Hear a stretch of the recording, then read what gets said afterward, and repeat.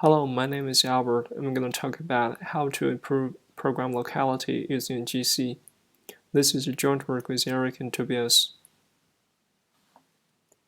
Typically, applications do not access all live objects uniformly. Some objects are more frequently accessed than others. If we consider those objects hot and the rest of live objects cold, and color them differently, as shown in the diagram, a traditional compaction collector could create a layout where hot and cold objects are interleaved.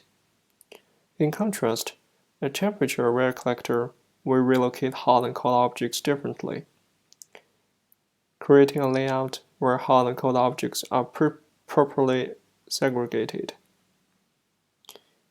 If the access to those hot objects is stable and recurring, such layout entails better program locality and performance improvement. We implement this idea on top of ZGC, a collector in OpenJDK. I'm going to spend 2 slides presenting a high-level overview of it. ZGC was included in OpenJDK 11, released around 2 years ago. Mutators mostly running concurrently with the GC threads. Each GC cycle traverses the whole heap. It reclaims memory using compaction, as shown in the previous slide. Low barriers and colored pointers are used to make sure mutators never see invalid pointers, even in the presence of concurrent compaction. Heap is divided into pages with 3 size classes: small, medium, and large. Objects are placed on each page depending on their size. On each page, bump pointing allocation is used. Next, we look at the internals of a complete ZGC cycle, which mainly contain 3 concurrent phases. First, we identify live objects, collect liveness information, which are how many objects there are on a page, and remap obsolete pointers from previous relocation. This will become clear later on. Next, we use liveness information to select sparsely populated pages for relocation, a form of a partial heap compaction. Finally, those select objects will be relocated, and all pages in EC could be reclaimed. This concludes the current GC cycle, but there may well be pointers into EC in the heap. Those invalid pointers will be fixed in mark and remap phase of the next GC cycle. Note that during relocation, mutators and GC threads could be competing in relocating an object. Thread local allocation buffer is used to reduce synchronization. Equipped with background knowledge on ZGC, we are ready to look at the extensions we made for hot and cold segregation.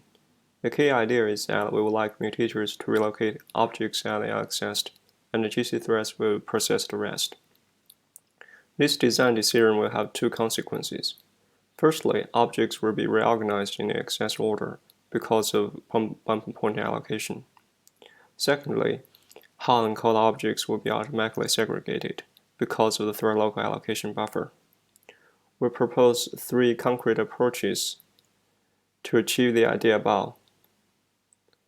I'll only cover the first 2 in this talk. Note that we only made a change for small pages as an incremental step, ignoring medium and large pages. Before talking about the approaches, firstly I'll give the definition of hot objects we use. An object is considered hot if it's accessed by mutators in the hot window.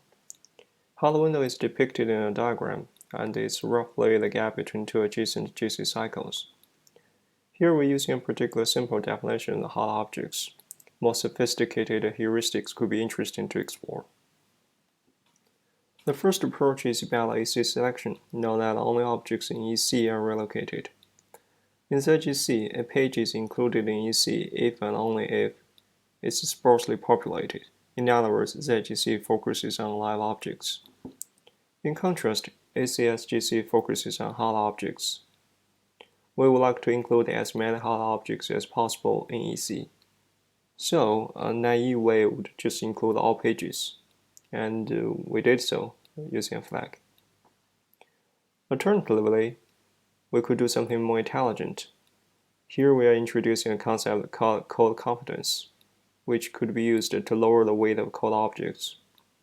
When code confidence is 0, we get the original ZGC behavior, and when code confidence is 1, which means that we are 100% sure that those code objects will not be used in the near future, In that case, those code objects are no different from dead.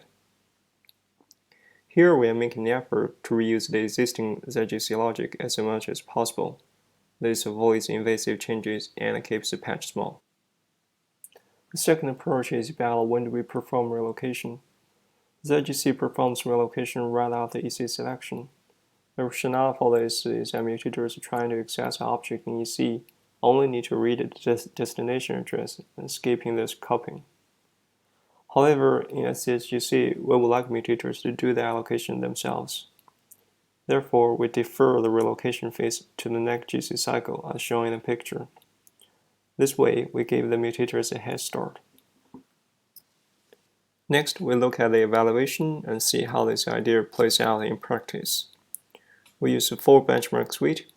Synthetic is some Java programs we wrote ourselves, where we construct ideal scenarios for CSGC, where we can see the effect of various approaches individually and combined. Next is ggraph-T. It's a Java graph library. We are using 2 algorithms from it. Third is DaCapo. We are selecting 2 long-running applications. And finally, SpecGBB.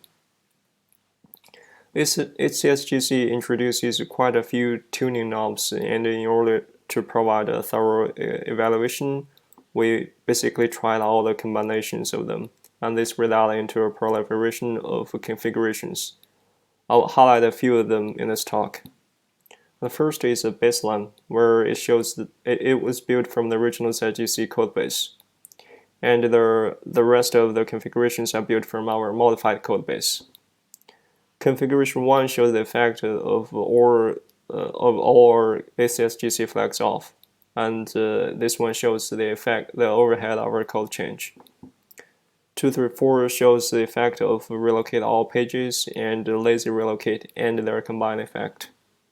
And finally, we show that the effect of gradually increasing code confidence. The main body of the synthetic benchmark is a nested loop, where in the inner loop, we will use the random generator to obtain the index, and then by following the pointers there, we would access the underlying object. Additionally, we would allocate some garbage just to trigger GC. In the out loop, we would reset the random generator using the same seed. The use of the random generator with the same seed makes sure that the access pattern is unpredictable for prefetchers, but it's still stable and recurring, which is the assumption HCSGC is built upon. In the top, we see the box plot of Walcock time. On the middle, we see the mean estimate and 95% confidence interval obtained using Bootstrap. To show the relative difference, we normalize them towards the baseline. Here we can see there is little difference between our baseline and configuration 1, meaning that our code change does not introduce larger overhead.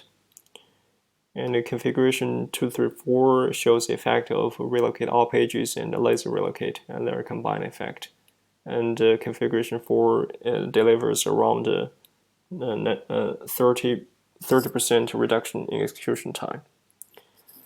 And finally, for 5, 6, 7, 8, 9, 10, 11, 12, 13, 14, 15, 16, we see the effect of gradually increasing code confidence.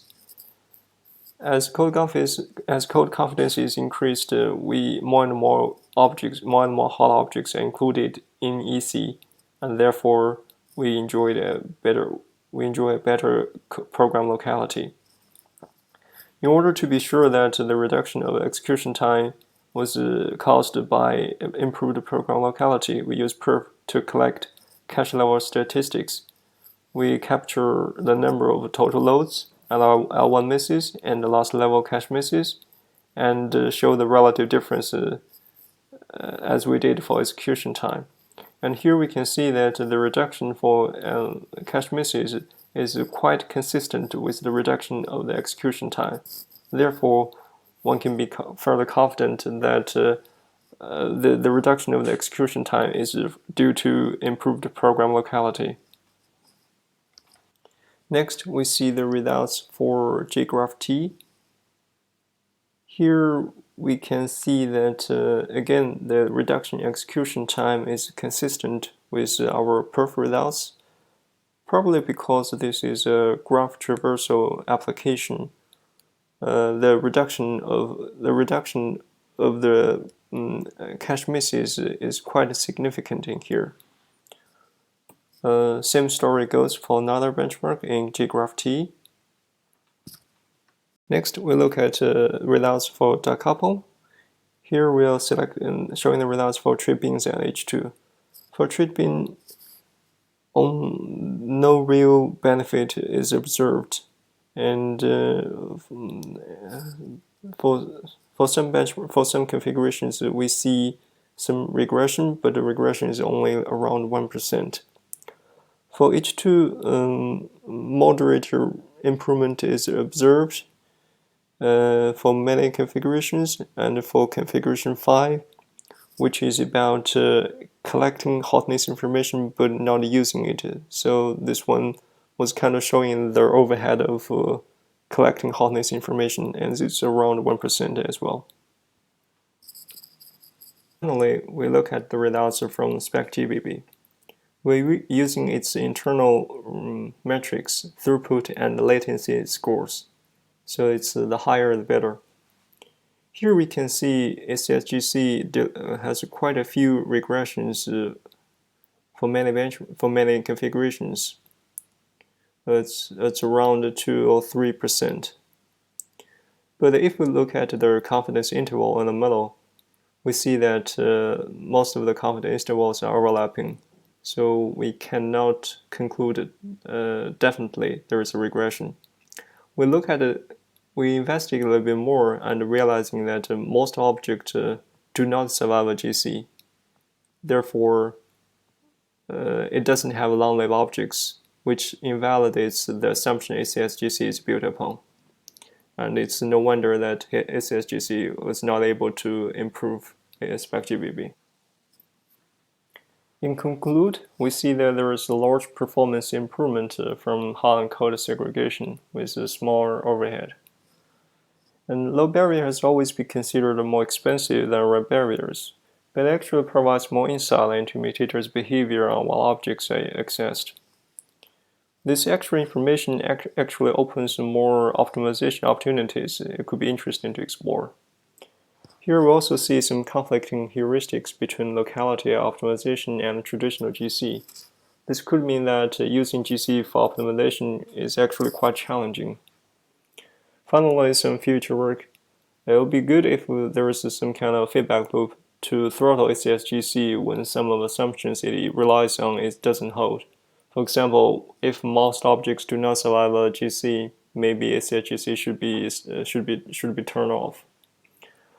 Secondly, HCSGC introduces quite a few configurations, and figuring out which one to use is non-trivial. So it would be nice if there's some kind of automatic way to select the best one to use. In our implementation, we only focus on objects on small pages. Maybe one can expand it to larger pages, or only focus on smaller pages whose size is around the cache line. Could be interesting to explore as well. That's all for my presentation, and thank you.